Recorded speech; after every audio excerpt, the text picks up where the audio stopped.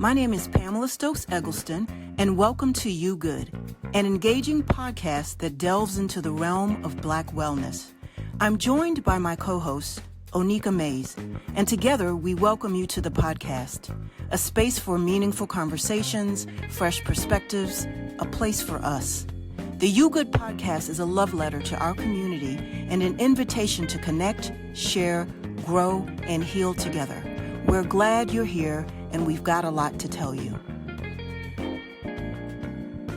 Oneika here. Welcome back to You Good. A lot of folks are acting shocked right now, like this moment we're in is some kind of aberration. But for those of us paying attention, this is America.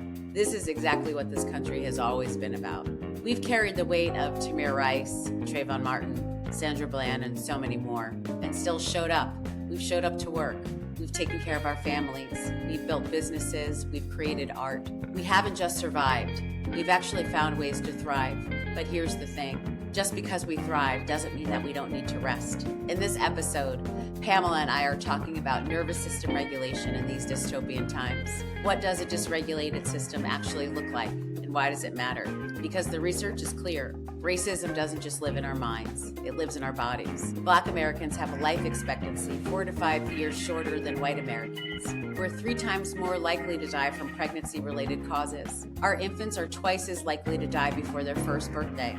The chronic stress of navigating racism every single day leads to higher rates of hypertension, cardiovascular disease, poor sleep, what researchers call weathering. Our bodies literally age faster under the weight of the stress of this country's violence. So what practices are we embracing to nurture ourselves when the world feels like it's on fire? We're talking rest, regulation, and joy. Because Alice Walker told us, hard times require furious dancing. Each of us is proof. The world is burning, but we don't have to burn out.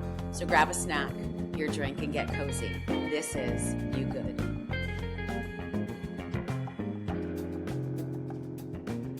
Hey everyone, Oneika and Pam here for our next episode of You Good.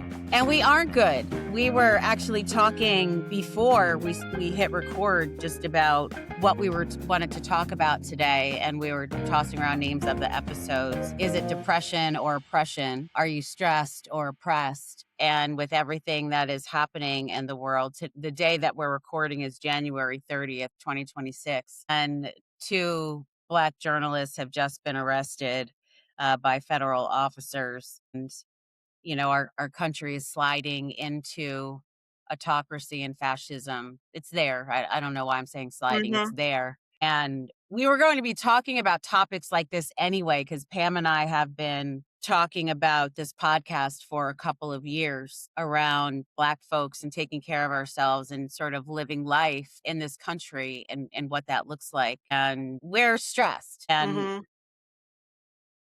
so our conversation today is how do we talk about nervous system regulation or dysregulation? What are the things that we do when we're dysregulated individually, collectively? What have we seen that folks are doing that takes care of their nervous system individually and collectively? And how do we move forward? So that's what we're talking about today. Pam had asked me to do an intro, so that's why I'm sort of just babbling because I'm dysregulated. Yeah. Did I leave anything out? No, you didn't. We're dysregulated coming into this. This is why one of the myriad reasons we're doing this podcast, You Good, because sometimes you're not good. And then it's important for us to name why we're not good and in what way or ways we're not good. And then to have discussion around it and then to thereafter provide solutions if we can for feeling a little bit better. And I think that specifically, as you mentioned, are you depressed or oppressed, or are you stressed or oppressed? Like, it's really important for folks like us to name what this feeling is, what it is really rooted in, which is oppression.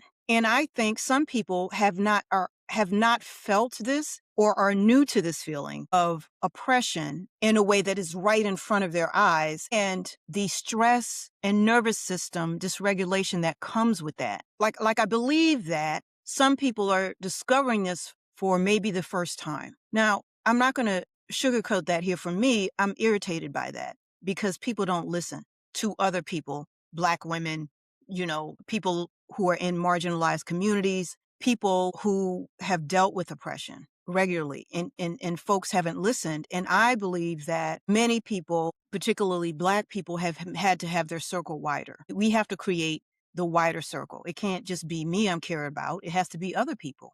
Because subsequently, if I get people to shine a light on what has oppressed me, what is oppressing me, then that's going to inevitably help everyone else. Now, we know that to our core, and that is a truth. And people haven't listened to us when we have shared this or stated that we need to do this, or we're not just voting for this person because we like the way they look, or we even like them as a person. This isn't a popularity contest. This is who can get the job done, and those are the people you put in to office when you vote. And then we can have that conversation about people feeling like that doesn't work, which I can't even, that's one of the that's the least you can do at this point. And people wouldn't be fighting so hard to take that right away from you if it didn't matter. So that's one less thing I'm going to be stressed about. They're not, or oppressed about. They're trying to suppress that. They're trying to suppress the vote. But for me, I'm not going to be stressed about it because I know what I need to do. That's a tool. Other things that are tools that I think for me have helped, other than my meditation practice, my breath practice, my yoga practice, my contemplative work, is what can I divest from? How is this going to help?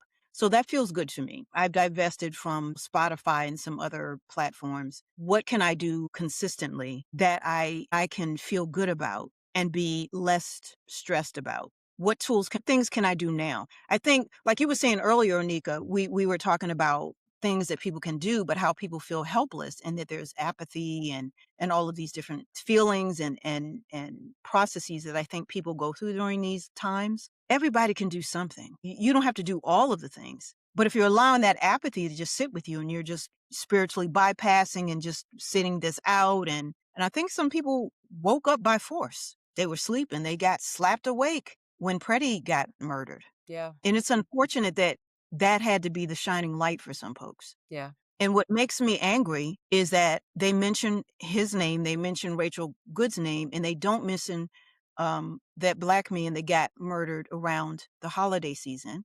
And they don't mention the countless other Black and brown people that got murdered by ICE prior to that, or even allude to that. And that's why we're here. That's why everybody's nervous system is dysregulated, because you have not been truthful. There has not been any authenticity and truth and honor in naming these things. Keith Porter Jr. Yeah, that was his name. 43-year-old Say his man. name. Say his name. Keith Porter Jr. Yeah. You know, I think I'm glad we're having this conversation. And I thought that I would bring into the field just some things for folks to wrap their head around racism in the United States, and how it impacts us. And that we're not just we're not just talking about this, and we're not sort of making this up. And we know that in your Black body, this isn't made up, but sometimes it's important to hear some of the statistics that Mm-hmm. Black mothers are 4 times more likely to die in childbirth than white mothers, and Black Right. newborns are 3 times more likely to die. Black Americans are 80% more likely to be diagnosed in diabetes and 40% more likely to die of breast cancer. And there's a concept called weathering, which is really important. Chronic stress from Mm. racism causes weathering, or premature aging of the body, leading to earlier onset of diseases like hypertension, stroke, and obesity. And I mention this because we are always talking about this Black don't crack, and our melanin, and look at us, and we look so good, and we do, but on the outside Right. we are so focused on how good we look, but we are really good at weathering storms on the outside, but what does it look like on the inside? And it's important that we have these conversations, so we are making sure that we're taking care of ourselves on the inside. And Mm-hmm. mental Mm-hmm. health, I wanted to talk about. Chronic discrimination is linked to higher rates of anxiety, depression, and poor sleep. Right. And our wealth gap. In some regions, 33% of Black children live in poverty compared to 6% of white children. Mm. All of these things contribute to our rates of depression, our stress, and how we're living. And that's on top of what is happening right now in our country. That's on top of what's happening right now with our government. And I know we talk, Pam was just talking about voting, which I think is incredibly important. I'm not going to force down anybody's throats for folks who are listening, whether you vote or not. And I know there was a lot of conversation, with a lot of folks, black and brown folks and white folks, about whether they were voting for Kamala or not because of, her stance on Palestine. And let me be real clear. I am pro Palestine. Like, Right. Right. I'm an abolitionist. So let me make my stance on that very clear. Right. The minute that anybody is elected into a position, they become the opposition in our country. And that's important when you're in a democracy. When somebody gets voted in, they become somebody you fight against, because no democracy is perfect. When people get voted in, you push back because that's the nature of how the system works. And Mm-hmm. so you need to make sure that when somebody's there, you push back against them. You want to vote in the person who's going to give you the least amount of shit once they're voted in. So you can make sure that, your agenda is that might have a chance of getting through. Of course, we want it all to eventually be toppled. I think anyway, I don't want to go down that rabbit hole, but I think sometimes people lose sight of that and recognizing what does it look like to fight. So Mm-hmm. I agree. I just wanted to say that because I think people forget everybody becomes the opposition once they're voted. Like, and that's okay, because I think that's the way it works. Like, Right.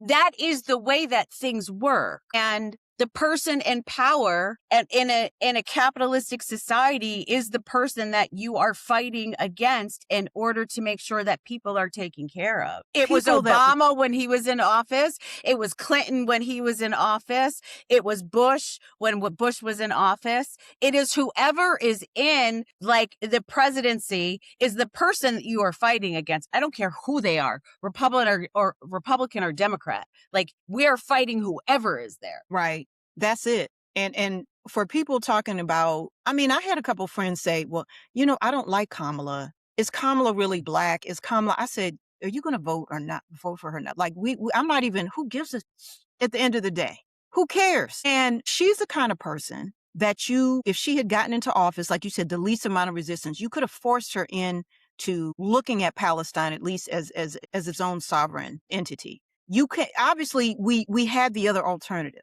So those people that were like, well, I didn't like what she said on Palestine. First of all, they weren't listening.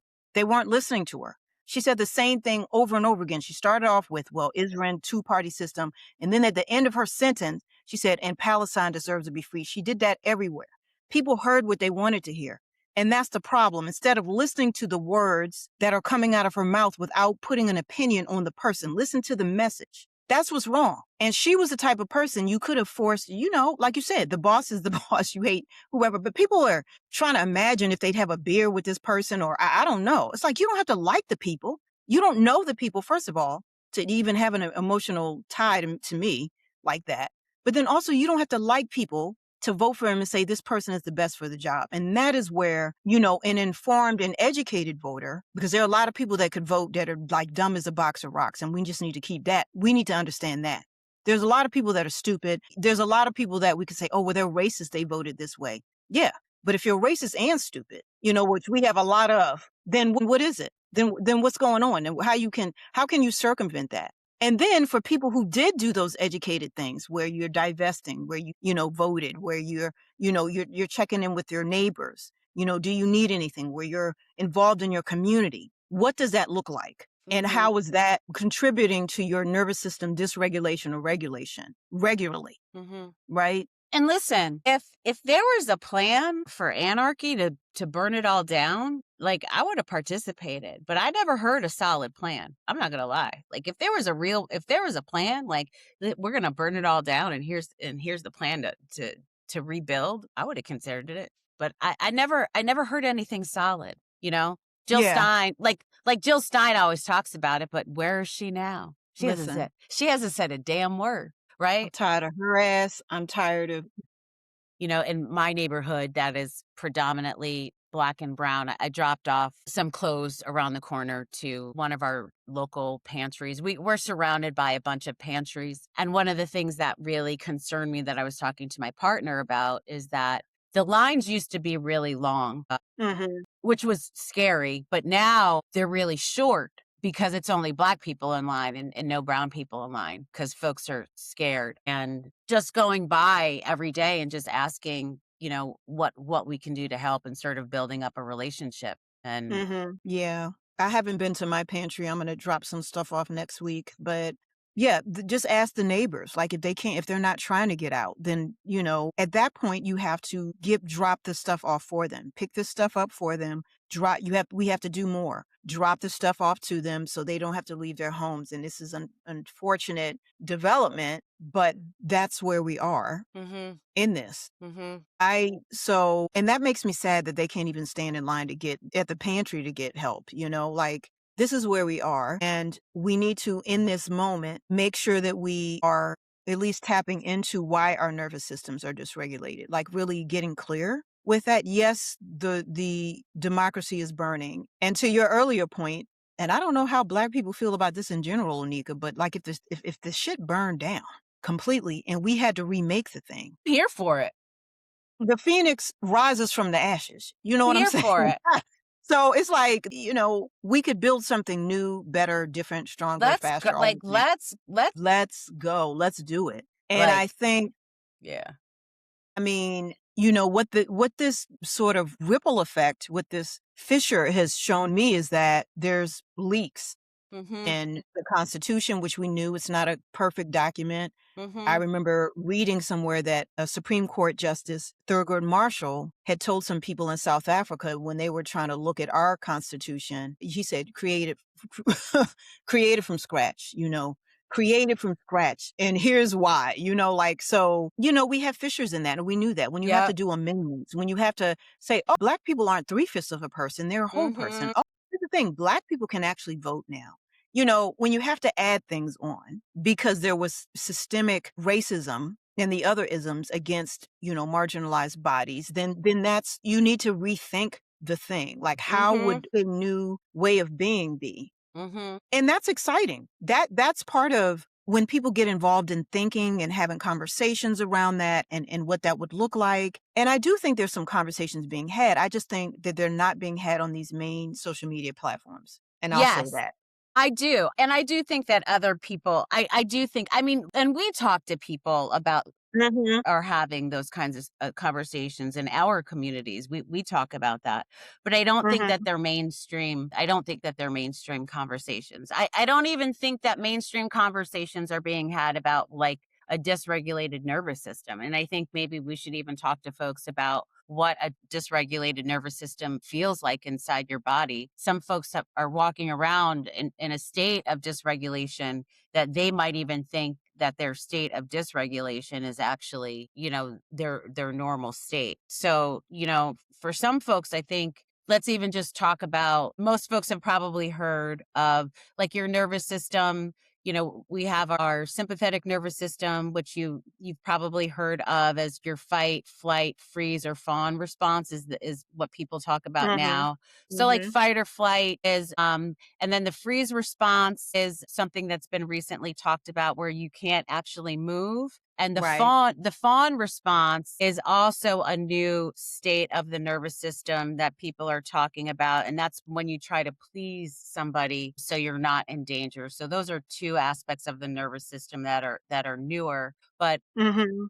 fight or flight is what most people know as your sympathetic nervous system, and that's when you're Mhm. stressed out. That's when your body's releasing cortisol, which we need cortisol. It's not like we don't need cortisol because that helps us, right? And that's when we get more blood flowing to our muscles and to our heart, and that helps us like get out of dodge if something's happening, and it tells us like, hey, something's going on. The problem is that when that is happening all the time and nothing's going on, that used to happen a lot when I was working with folks at Rikers Island who are constantly in that fight or flight mode. because of the Mhm. environment that they're in. And when that happens, you're putting extra stress on your heart that your blood pressure can go up. You're creating a layer of fat around the belly that can be unhealthy, that can create heart disease. All Mhm. of these things can impact your sleep. Mhm. What else am I forgetting? Well, you talked about the sympathetic nervous system, and then so you need to talk about the Right. parasympathetic nervous system, right? Where there's the rest and digest portion of that, Mhm. where if you're in that parasympathetic nervous system activity, your body releases a hormone called DHEA. It's really the vitality hormone. It kind of softens the edges around things. And it's a long name that I can't pronounce, so that's why I use the acronym. And yeah, so it decreases all of the flight, fight, freeze, fawn kind of energy. And the goal of any contemplative practice, in terms of nervous system regulation, is to balance those two out. So yes, you need cortisol, but you also need a balancing of the hormones that are going to have you rest, digest. When people start having issues in that sympathetic nervous system, you can have gut issues. A lot of people got IBS now. A lot of people have gut issues. What I've noticed in myself over these past few weeks is like I have a rash on my neck. Now I'm allergic to some things, I'm allergic to pineapple, but not so much that I can't eat it, but I have to be careful, but I'm gonna still eat it. Like mango, the delicious things. I don't eat shellfish anymore because I've developed an allergy through that. So I was thinking, what did I eat by mistake, when this first happened and I have a little rash now that I, because you go to food first Mhm. instead of saying, what have I been stressed about? Mm. Right? So a few weeks ago, when I first, it was like very spotty, like you can barely see it. But I was like, I noticed this. What is this? What have I eaten? Am I allergic to cashews? Like I'm starting to, and I said, after I talked to a friend of mine, I said, my body is processing, even though I'm logically saying, I know what logically is happening. I'm logically still doing a meditation practice. I still find tiny bits of joy throughout my day to be able to partake in. I think my body's like, "This is happening." Like, Mhm. my body's recognizing the energy of it all.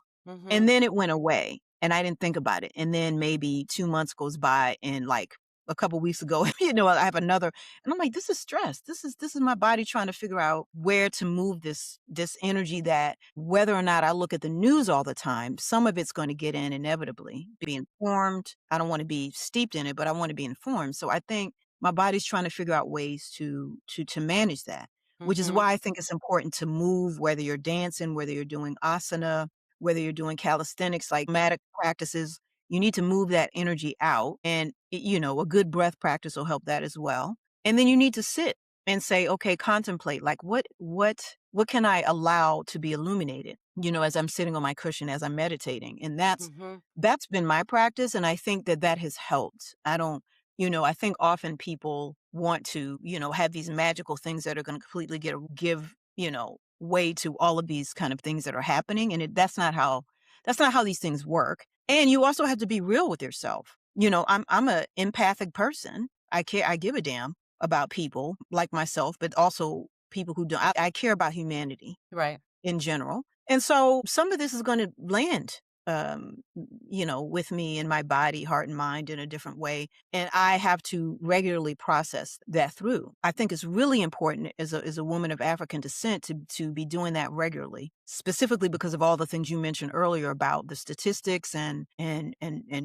terms of all of the medical things that could happen and the illnesses that occur around stress, around nervous system dysregulation. And so for me, I have to do that daily. Daily. Like I have to move some like I Yep. don't know how people daily so that I can still do the work I need to do, so that I can still find time for joy, laughter, listening to music, talking about movies and TV shows and documentaries that I like time to read, Mhm. time to laugh. Mhm. And so I think you have to do that consistently or this will you will be in a depressive state and you will be depressed. And so reaching out to community, I think community is important. There have been lots of conversations around cultivating community, downregulate your nervous system in a way that I think is positive.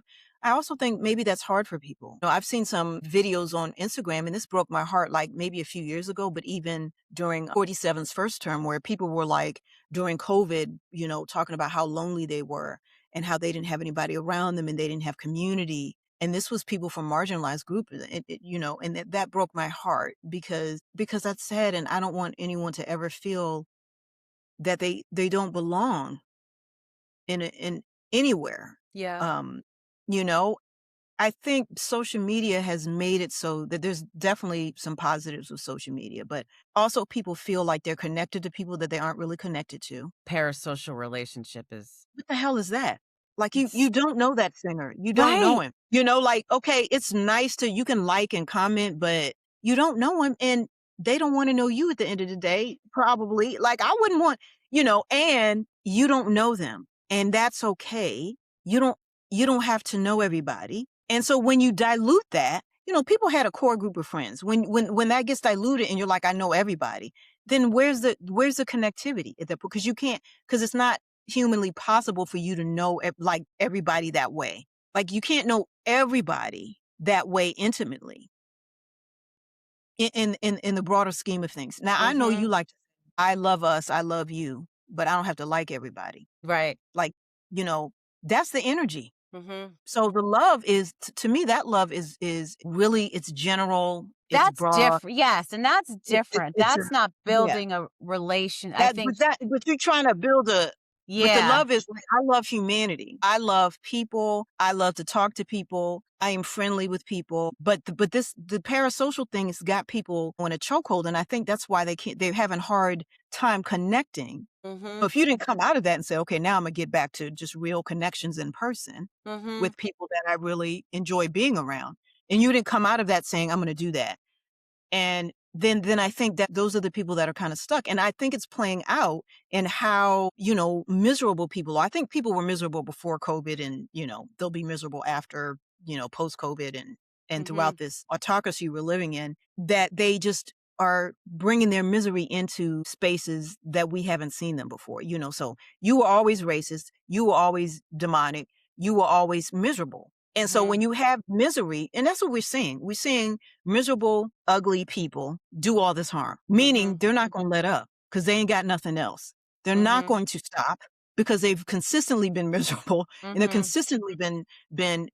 When I say ugly, I'm talking about inside. Some of them, outside too. I don't know, and not that smart and not that Mhm. likable, and that's been consistent. And so those type of people never stop Mhm. doing the thing that they're doing.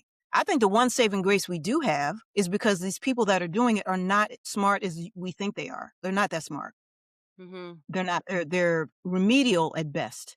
And that's why, I mean, I think stuff could have moved a lot faster if these people had been really intelligent. Like they're using things we already know. Right. They're using in the instances of these two journalists that got arrested, they used a grand jury. Like we knew if you know civics, we have basic civics, and that judge said no, they were going to go to the grand jury. And that's we know if you know a little bit about the law, and this is why it's important to educate yourself about how these things happen. But I'm not going to subscribe to, oh, well, just throw our hands up because we knew this. Mhm. Or they're trying to steal the election. So what can we do? Just throw our hands up. Well, we have to show up in big ass numbers Mhm. and we have to keep pushing. There's Mhm. no, you can't give up, Mhm. and that's again, not in my DNA. And I think as black and brown people, we've seen this before. We've seen it before. We've seen this. It Mhm. doesn't feel good. It's upsetting that we had to return to this bullshit, but we have been here before. Mhm. The people before us and the people before them and the people before them want us to show up. Yeah. And if so, that means we have to keep ourselves intact and as healthy as we possibly can. If you don't like meditating, because some people don't like to, I'm sure you've heard this, Onika. Well, my mind is racing. I'm like, Yeah. is that who said that can't happen? Who told you that when you were meditating, or I tried to meditate and it didn't work? Well, what was the thing that you wanted to work? Mhm. And did you try or did you, Yoda says, do or do not. There is no try. I don't know. I love Star Wars. And, so if you if you tried it, you did it. There's no try. You did Yeah. it. What is it supposed to, who told you it was supposed to look a certain way or feel a certain way? You're supposed to get this benefit the first time you meditated. Like, what is that about? I think it's making sure too that we have teachers and folks who are sitting who really understand what meditating and mindfulness is all about. Like I always say Mhm. to folks that I don't meditate to feel great. I meditate to be with what's happening in the moment, and that it's about making friends with your mind, right? Like I think Pema Chodron said that, and not about, because if I had a nickel for every time someone hears I'm a meditation teacher and they're like, well, I don't meditate because I can't empty my mind. And, I'm like, well, that's not what it's about. But there's so many preconceived notions about what wellness practices are supposed to be, right? And I put that in air quotes. So I think a lot of folks don't attempt them because they think that they aren't for them. And they've been commodified and reshaped to not, and they're not inclusive, and they don't feel welcoming, or people try them and they're not explained in a way, or they make people feel uncomfortable or unwelcome. And I think also what's on top of that, people feel a little bit of discomfort the first time, and it's not explained that part of regulating your nervous system is working through and appreciating that there is discomfort in life. Mhm. And we know that because we live with so much discomfort. Mhm. And what does average discomfort feel like in your body versus, a tremendous amount of discomfort, right? So Mhm. there's this place where I think, and I'm talking just for Black folks, like, what does discomfort feel like for us? What does rest feel like for us? And how can we start to navigate that inside our bodies so we can start to have these experiences that say, like, this is what it feels like for me to feel rested. Mhm. And for some of us, we've never really felt that inside our bodies. I mean, I used to see that a lot with folks that I worked with, unfortunately, who were at Rikers, and they would sit and we'd do a session and they would say, like, this is the first time I think I've ever taken a deep breath before. Yeah. And so, like, having people understand first the baseline of what it means to rest. Mhm. And once you understand that, and then we can start to say, this is what it feels like to feel uncomfortable. So when you are learning a meditation practice, like, I feel a little uncomfortable, that doesn't mean you bail out. It means that you learn how to sit with that. And Mhm. not, so when life comes at me and this feels a little uncomfortable, I'm not bailing out. I'm just noticing that that's what it feels like. So I take a breath and I keep going. Right. And we don't explain that enough. I don't think we explain that enough. We think that Mhm. wellness practices mean I have to feel good all of the time. Mhm. That is because that's how it's been packaged in the Western world, It's in the bubble United baths States, and wind down Wednesdays. and go, get a pedicure and all of this, and that's what self-care is. But sometimes self-care is looking at yourself in the damn mirror. Mhm. Right? And allowing those, some scars, allowing those, what is surfacing in me? What are the habits and things that I can change? And sometimes that comes through in meditation. And that's why, people put up the edges and don't want to return to it, or, also sitting with yourself and reflecting on self and what that looks like. Okay, have I really spent time with myself in this way? That can be scary for people because the system doesn't support that. The system says, I should be meditating. I should be coming into a warrior two and feel good about the warrior two. But I shouldn't be, holding this shape in a meditative way while breathing. I should be concerned about maybe this yoga will give me a cute butt, you know. Mhm. Mhm. And that's where people are confused. I mean, I understand it. I understand why people react to meditation that way. Why that person said, "This is the first time I've taken a deep breath." I mean, so many people are walking around with trauma and breathing shallow, and then this mess of a world that is happening right now is placed on top of that. And then we're surprised that people have strokes or high blood pressure. I mean, this, Mhm. you know what I mean? Yeah, I wrote about when I was in a hot yoga class and I went into a pose called Ustrasana, which is camel pose. And for folks who are listening, camel pose you're on your knees and your hands are holding on to your heels and you're lifting your chest up to the ceiling and it's a back bend and it A heart stretches. opener. It's a heart opener and it stretches your chest. And I was in a warm room as well. So imagine wasn't a super hot room. It was a warm room. So Mhm. it wasn't ridiculously hot. But my muscles were warm and I pressed my chest up to the ceiling and I burst out into tears, just completely burst out into tears. Mhm. Mhm. Mhm. And it was it wasn't the first time I cried in class, but it was the first time I had a big release like that, which is actually very, it's not unusual in Right. to have happen that you have a release like that.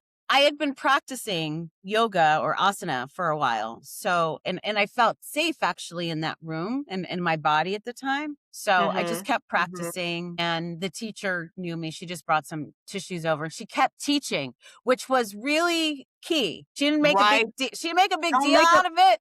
don't make a big deal. She just dropped the tissue because she was a wonderful teacher. She dropped the tissues and she kept it moving. There were like two people who were new to class who like looked at me and she said, "Crying happens in class. So let's just keep going."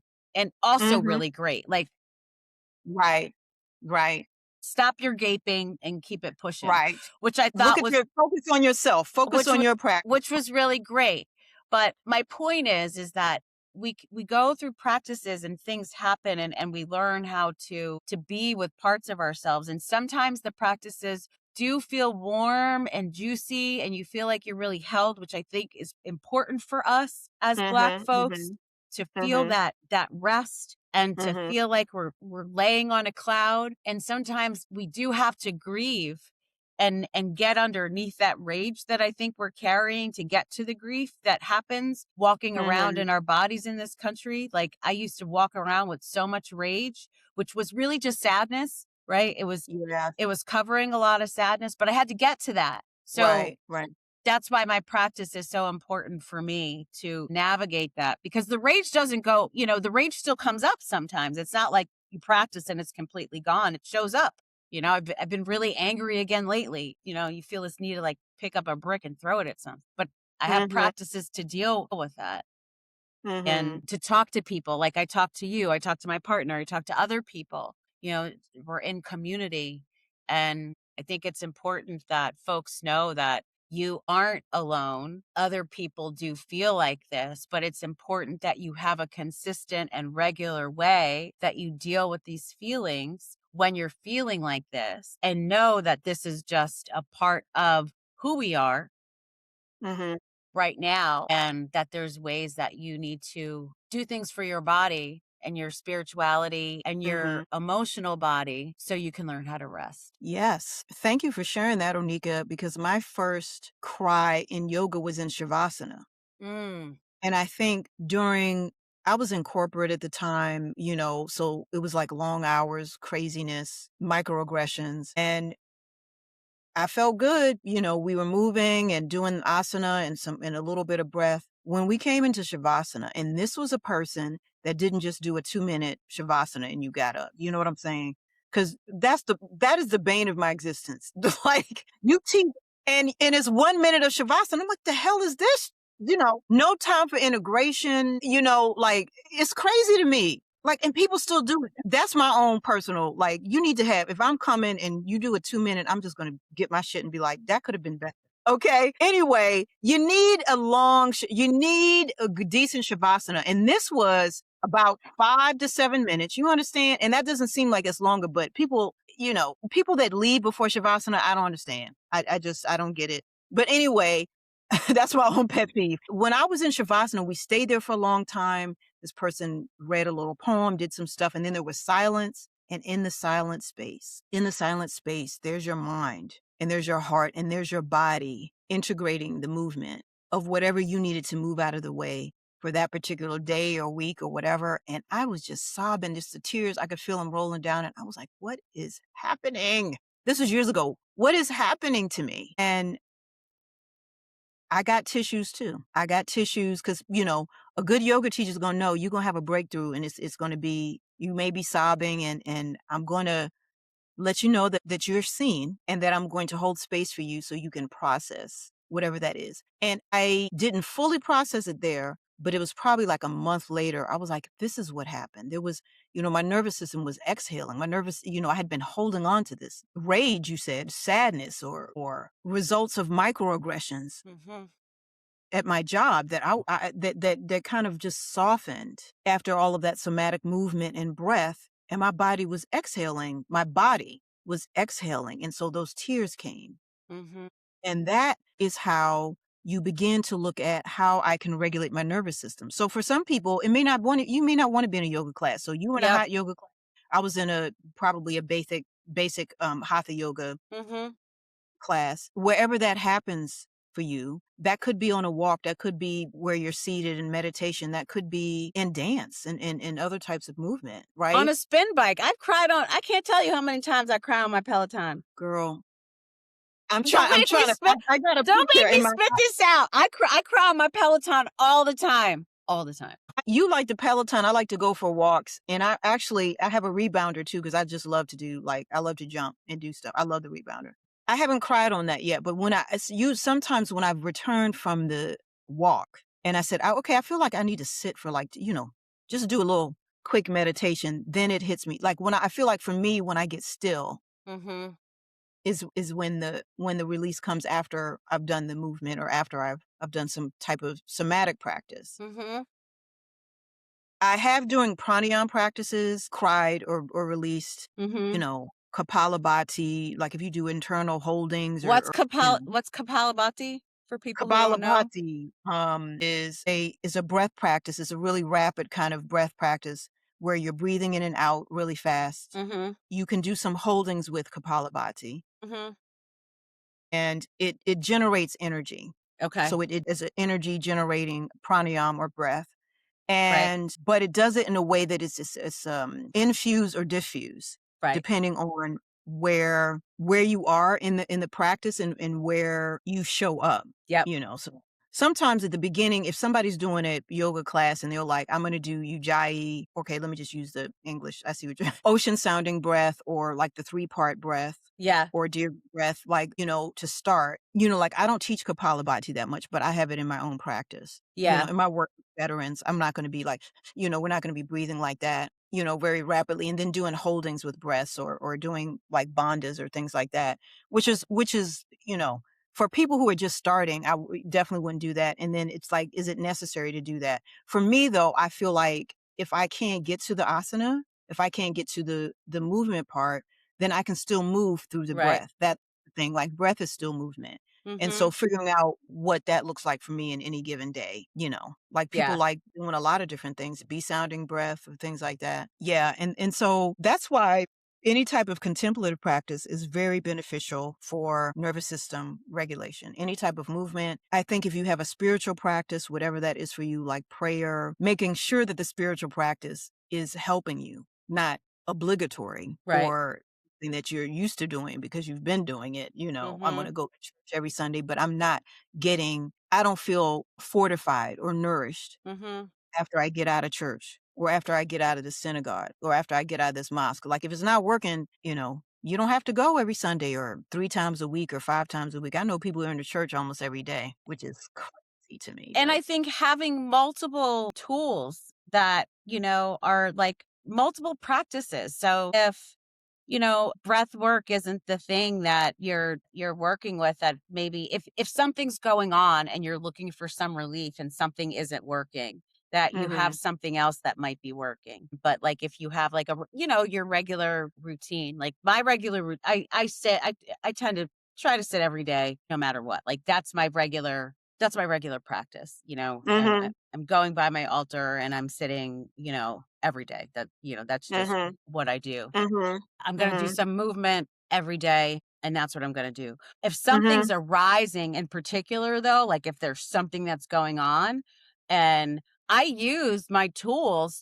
to help me deal when something's coming up too. And, mhm, something like like, I'm waving my hands around everything that's happening right now. And sometimes I've been feeling really anxious. And sometimes I am going to try like breath work, but if that's not working, I'm going to go for a walk, or I'm going to try to hop on my bike, or I'm going to try some asana, or I'm going to try, like I'm going to try different things to see what's happening, or I'm going to talk to, I'll text you or text somebody else, like lots of different things. And that's why I think it's important that I have a whole bunch of things at my disposal, that if one Yes. thing doesn't work, something else might work. And sometimes I might just grab a handful of Cheez-Its and sit down and, watch something on Netflix, because that might be the answer too.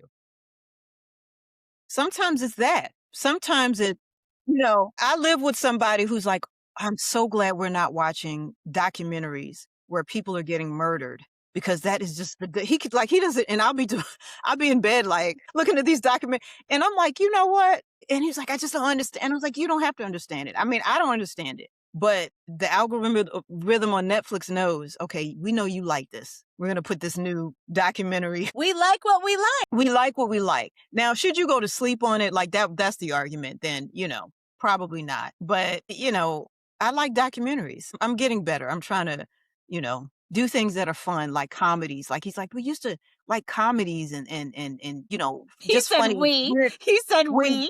We used to weird like. movies. But like I said, I still like it. I just like I do like a good documentary. He's so good. But we used to like this stuff. Why do we like We this used to now? like this. We used to watch like crazy stuff like South Park, Boondocks, and we would be hollering. We would be just cracking up because we both have a twisted sense of humor. But then it was like, I was like, ooh, but this documentary is good. But I pulled away from, like I used to watch Law and Order like religiously, and Yeah. as much as I love Law and Order, whatever, I had to pull away just because I just needed to, Yeah. like, I can't do all the things. Like, I'm going to give documentaries a try, but I can't do like Law and Order and shows like that consistently. There has to be some balance in that. So I've been balancing, Do as much as Britbox. I can. I will watch I'll watch like British Yeah. mysteries. What's that one? Midsummer Nights that my sister got me watching. Midsummer, yeah. Midsummer Mysteries or something like that. That's crazy. It's like Midsummer Murders. Midsummer Midsummer Murders. Murders. 2 or Yes. 3 people have to die before they catch the person. Um It's like, I mean, people are there's dying. that What one, are and they doing? then there's one that I watch all the time that's called Rosemary and Thyme. It's these two women. They're I they're have guard heard of that. they're gardeners. I love it. They're solving mysteries. Rosemary Time is so good. My partner's always making fun of me. She's like, "Are you watching your like your Mrs. PBS is the way to go. Listen, I love it. PBS my masterpiece, my masterpiece. Masterpiece, right. I love it." Me too. Can't get enough. She'll hear that theme music come on and she's like, She's just "Okay, like, I'm out." And do that too. or she'll roll her eyes and then I fall asleep and then And then she can't stop. She can't stop watching, and then she's mad because now she's completely hooked on some series she okay. had no intent. She had no plan on watching, and she's Oh my completely gosh. wrapped up. Yeah, I love all of it. I love a good mystery too. Like my favorite books to read, like I like to be informed and educated, so I have a lot of social justice and history books Mhm. but I like mysteries. Mysteries are That's my fun. favorite. That is my favorite. Like I grew up on my mother used to love Agatha Christie. I grew up Mhm. on that. Mhm. I read Edgar Allan Poe. I was reading that stuff in middle school and people were like, "Oh Mhm. my God, how are you?" Like it was because it was great. So Mhm. that is my favorite like genre, to When I read. was a little kid, I used to read Encyclopedia Brown. I don't know if you remember those books. I do. The Encyclopedia Brown books when I was first learning how to read, those were so good. Yeah, Mhm. I used to love Mhm. those. Get you a good book, Nervous System Dysregulation. Get you a really good Yeah, book. there you It does go. it doesn't have to be educational, but it can be like I remember feeling like Edgar Allan Poe, oh my God, he's one of my favorite. Like I mean just Mhm. and I read The Hounds of the Baskervilles and I was like, oh my, I was engrossed Yeah. as a child. And I Yep. just never, so I like Dan Brown and all these mysteries. And that's why on Netflix, His and Hers was amazing. Like, I don't know if you saw that yet. That was a lot of fun. That was a lot of fun. I wasn't thinking about the world burning while I was watching that. And That was a that's lot of fun. if the show can make you like, oh, I can't even get up. Let me pause. Let me cook something to eat. and then let me come back because I'm hungry, but I need to come back and finish. If the show can do that, if His and Her was so, and I guessed who did it. I'm not trying to do spoilers alert, but I watched it and I knew it was good because my sister watched it again with Huh? me, and she was like, it was you need to. And then I said in the middle of it, I said, I think this person is. Don't say anything. Don't tell me. And then we get to the end of it, and I was right. I Huh? was right, and it was just because of the meanness of it, like Mean Girls. Yeah, it was fun. Mean Girls on steroids. Oh my God. That was a fun watch. We did have a good time watching that. Yeah, Yeah. yeah, yeah, I listen to audiobooks sometimes as well that are yeah, like ear candy for me too. Um, I'll listen to yeah, like, trashy books.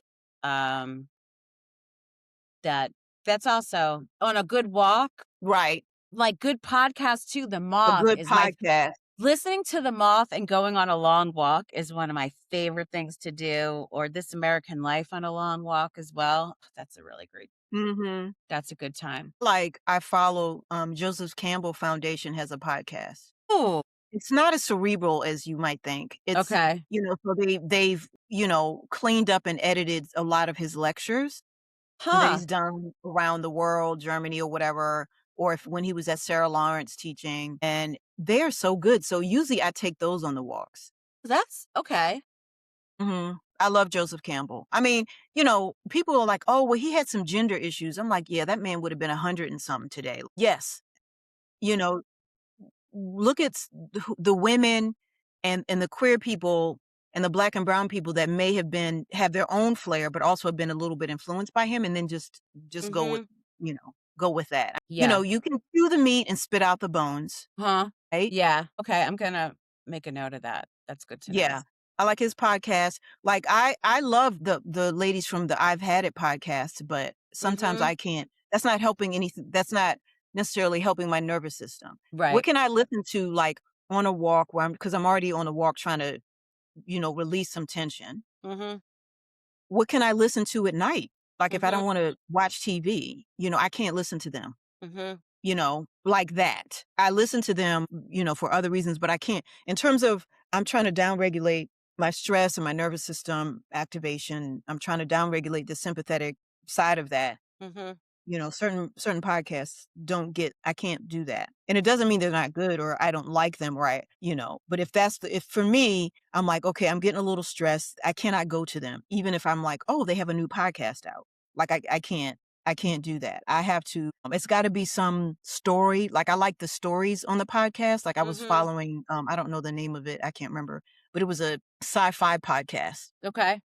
and it was just this great, and so they had actors doing this. Oh, it was fantastic. That, Oh, take my mind. you'll have to find that and tell me. Yeah, it's good. I'll probably tell you. But it's really good.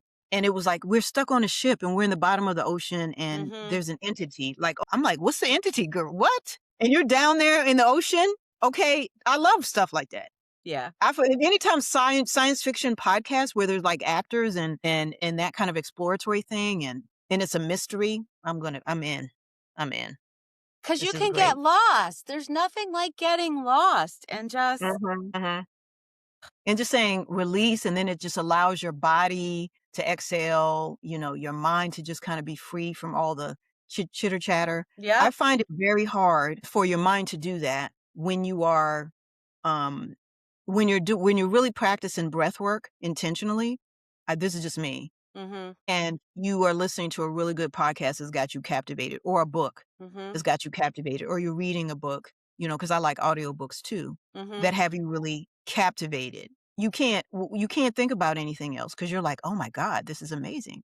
And I think those are the types of joyous diversions that we need and we're going to need going forward. Like Yep. this at the top of this podcast, we talked about these two journalists that got arrested. This is not the end. This is, I don't know what this is. I don't know what part of the storm we're in, Hmm. but this is definitely a storm, and we need to be fortified in making sure that our nervous systems are regulated, that we are that we are minding our health and our wellness as it relates to stress, what we are ingesting, I was just gonna say food right? The food that we're eating. and Sometimes you do enjoy want to it. change it. Right. Yeah, and if you can enjoy the way that you're preparing it, that can also just be so helpful and enjoy it if you can, right? If you're somebody Mhm. who enjoys cooking, because I enjoy cooking. I enjoy cooking too. I made this delicious pasta the other day, and I'm like, "Ooh, I'm excited. I have little leftovers," you know.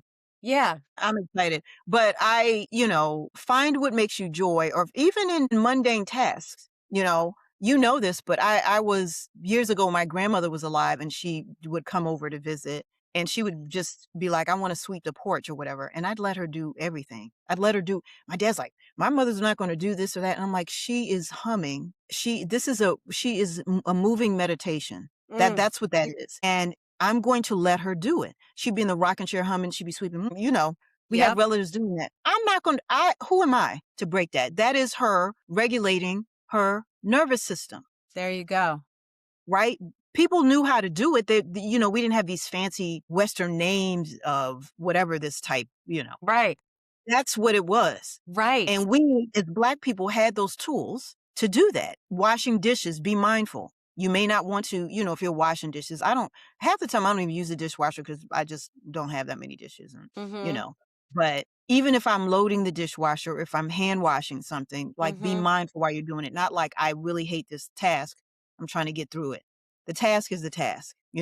This is why we put music on when we're cleaning the house, you Yep. know? Yeah, The task is a task, but you don't have to rush through it to try to get it done. You just do it in the time that it needs to be done and enjoy it. Where yeah. can you inject joy in the mundane? And then what other things bring you happiness Mhm. and homeostasis? That's the key. And it's not always medication because we didn't mention, oh, if your doctor prescribes, I don't know, what are you going to get? All the things you can get for depression Right, or all the things you can be prescribed right, if you're on high blood pressure medication or right. anything like what we're saying is find the thing that brings you joy, that brings the light out of you, that opens you up to possibility. That's The it. possibility. Yeah. And there's still in the midst of this crumbling empire, there's still possibility. There And is. that's the joy. I mean, that should bring us some joy, right? Because this country was founded on racism. We can't forget that. And so the fact that it's crumbling should bring us a little bit of joy in the possibility of what can be. Yes. And there should be some excitement, right? Like there can be excitement in what's next and or hope and what's possible. So I think that is something to hold on to as we also, look out for ourselves and our neighbors, Mhm. and Mhm. make time. Like we are all going to at some point have to participate in this, whatever that means. Like, take care of ourselves, protect our hearts, protect ourselves, and making sure that we find ways to have joy as well. Like Mhm. joy is a part of everything that we have to do. Like we have to find some magic. We have to find some laughter as well. Mhm. And then we can hold people accountable because just in this country in particular, the atonement never happened. Hmm. Yep. That's why we're dealing with this shit. Right. Because the Right. atonement never happened. And Yep. so everybody else is those people we never addressed the folks in the Civil War. We Yep. never addressed the atonement never occurred. This is what And so here happens. we are. This is what happens when you have a country, the atonement for, people were like, well, slavery was bad and this happened and that happened. I'm like, yeah. And after that, it was the Homestead Act. And after that, it was Jim Crow. And after that, or during whatever, it was the Tuskegee experiments. And after that, it was the Japanese internment camps. And after that, it was voting rights. And so and after like it's always something. So there's layers to this. It's not just, oh, my ancestors were enslaved here and there was never an atonement for that. There's a lot of other shit Absolutely. that needs to have that atonement. And Yep. that's what we are currently dealing with. And until people get that straight, I think Black people, I think melanated people understand that. This is Then we're going to we're on a keep long having this. road. Yeah, This is a marathon, you know? absolutely. This is what happens to a dream deferred, right? Or Mm, does it explode? The last line. mm-hmm, mm-hmm, mm-hmm. I'll never forget the first time that I heard that poem. I know. I Or know. does it explode? It does it. It's powerful. Yeah. Powerful. Does it what That's is it? What happens to a raisin in what happens to a dream deferred? Does it dry up like a not raisin in like the a raisin. sun? I don't remember the rest of it, but or fester like a sore, then run. I can't remember it. Anyway, so yeah, taking care of yourself, taking Mhm. care of your body, your mind, making sure that you're moving, Mhm. making sure that you have practices to rest, to enjoy yourself, finding some joy in the mundane things, that you have at least someone to talk to. Yes. And if it's not a person, is it a tree? Like, Right? is it nature? You know, Pam and I Right. both talk to trees. Talk to trees. I Talk to mean, trees. yeah. And I mean that quite seriously. You know, Yeah, like people will think we're crazy, like, I "Nope, know. I got an oak tree out in the back. I'm touching that tree, Like, I'm sliding across." And some of the animals I'm talking to the yeah, squirrel, you like know. getting I out, mean like being outside in nature, but mhm, allowing yourself to release a lot of the stress that is happening and having a regular practice of doing so. I think that is mhm, incredibly important, making sure that you're doing that and allowing yourself to laugh and mhm, to move this stuff up and out of your body regularly because, you know, mhm. we're in this for a while. This is a marathon, like you said, we're not sprinting through. I think people are misinformed or miseducated or whatever we wanna call it, and you think this is a sprint. It's like, no. Yeah. We it didn't take us just arrive because 47 in office. This shit was going on long before. This is a symptom. When you recognize that and then get into action, like, what can I do? Who can I donate to? Yes. Let's talk about that really quick before we wrap. Little Okay. things, yeah, little things that you can do. There are, like, I say you can keep it local. Yes, you can donate to big organizations like the ACLU and other organizations, but you can keep it local. You can find your local pantries that are Yeah. supporting people. You can find local organizations that are helping people out. You can ask your neighbors if they need anything. Mhm. You know, you can go to your local faith houses too to see if they need any support, or local schools to see if they need any support. It doesn't have to be um you know, big actions that you're taking. It doesn't have to be that big. It can be, like we said earlier, you need to check in with your neighbors, see what they need, how you can help in that way. And when you are helping people, there's a sense of belonging that you feel. And I do believe that it contributes to nervous system activation. Like Mhm. I do believe it contributes to that kind of connective love like community hormone Mhm. that is within all of us. We feel good when we help others, Mhm. and that in turn helps ourselves, right? So looking for ways to do that. And like Onika said, these pantries are definitely in need. And if people can't get to the pantries, how can you help people get to them? Mhm.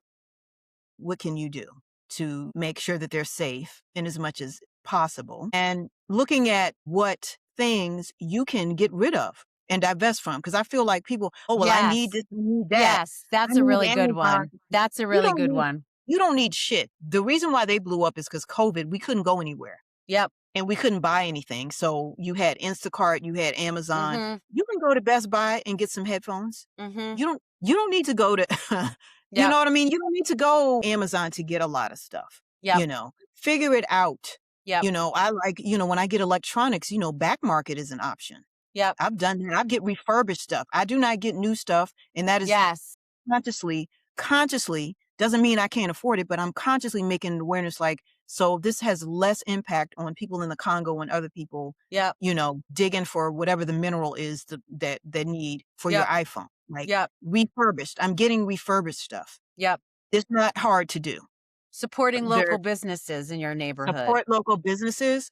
Do you need whatever you need, lotion or whatever. There's lots of people making like butters and stuff that I support. I'm like, this is nice. Yep. Local. I don't have to go to Whole Foods to get that. Or you don't need Starbucks coffee. Where's your local coffee shop? Like, Yeah. finding a Or local yeah, here's an idea. Make your own. make your own coffee. But if you're going out, like, But if you're going out, I like to make my own because mine is better. if you're But going, when you're going out to dinner, can you go to a local place and not a chain restaurant? Like all of these that's right. things, can be really there's Mhm. ways that you can support the capitalism in your neighborhood that is going to help somebody Mhm. locally Mhm. eat rather than, Yeah. going to a local market to get your vegetables instead of a big Mhm. chain grocery store. Yep. Yeah. And then find out if those chains are who they're donating to. This is easy stuff. Yeah. There's easy stuff we can find out. Like I know the grocery stores around me, it's more local to the DC metro area. Yep. And it's my organic market. I shop there, but I Yep. understand these people and their mission and that kind of thing. When farmers markets are open or if you can get to farmers markets, go shop there. Those people are local, and the food is fresher at the end of the day. And you can't do all of it. These are all just suggestions. Right. It's just, Right. this isn't Right. to do all, but what's the one thing? What's the one thing that you can do and do consistently? Mhm. And that also contributes to nervous system regulation. I'm doing this one thing that is Mhm. helping to cause less harm in the world. Right.